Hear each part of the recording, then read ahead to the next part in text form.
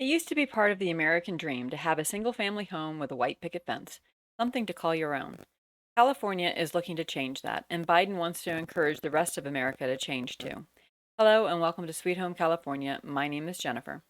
A key part of the Green New Deal originally proposed by AOC and crew back in 2018 was for housing as we know it to be fundamentally changed.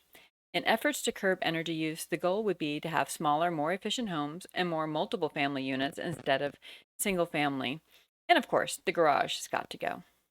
Well, California is taking the lead with Senate Bill 9, which makes it possible to build more than one housing unit on land previously designated for only one unit. And Senate Bill 10 allows for denser development near bus and train lines. It'll now be possible to have as many as 10 units on land that was once designated for one. And the Epoch Times reported yesterday on the sharp rise in apartment construction, while single family housing starts declined. I'll include a link in the description so you can read the whole story. But while the Biden infrastructure bill touts affordable housing, instead of addressing the root of the problem, why homes are not affordable to own, they throw money into Section 8 vouchers and rural multifamily housing, which will all be rentals. Over 300 billion will be set aside for those initiatives to build less expensive rental units. Only 50 million will go to help organizations such as Habitat for Humanity that helps low-income families build a home that they will actually own. Home ownership versus renting help people build wealth and break cycles of poverty.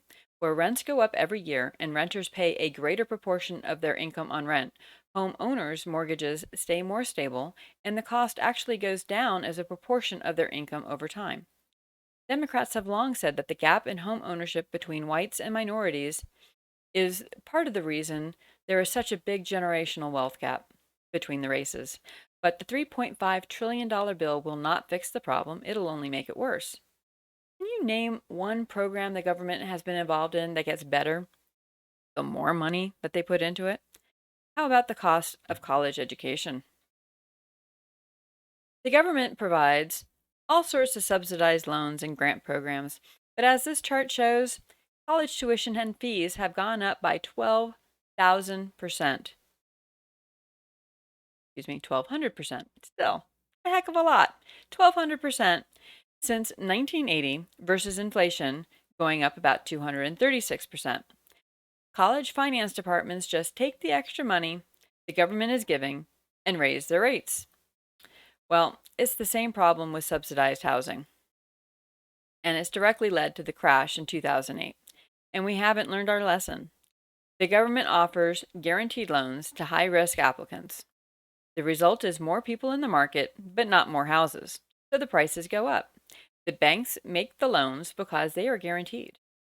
And the government essentially buys the loan back from the bank through Fannie Mae and Freddie Mac. An economic downturn impacts those living on the edge the most. And this is not just the poor, but anyone that is spending paycheck to paycheck. Then the houses get foreclosed on.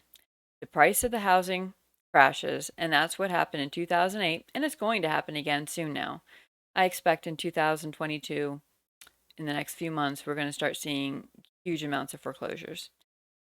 And the foreclosure moratorium being pushed off only delayed it, and it'll only make the fall that much more worse. So, what is the new government response? Well, it's not to add to the supply of homes that people can buy and, of course, then help build wealth. No, they want more rental units. Where I live in California, because of the water shortage, it's incredibly difficult to get a building permit for new homes as an individual builder. Developers, though they have a tough time, but they have more resources to do the necessary bargaining with farmers to buy up their water rights in order to get their homes approved. That's right. For every new home that you see being built in California, a farmer is planting less food. And with Newsom still in office, it's not going to get better anytime soon. And with Biden in office, home ownership will continue to decline. Keep praying, America. God bless you, and I will talk to you next time.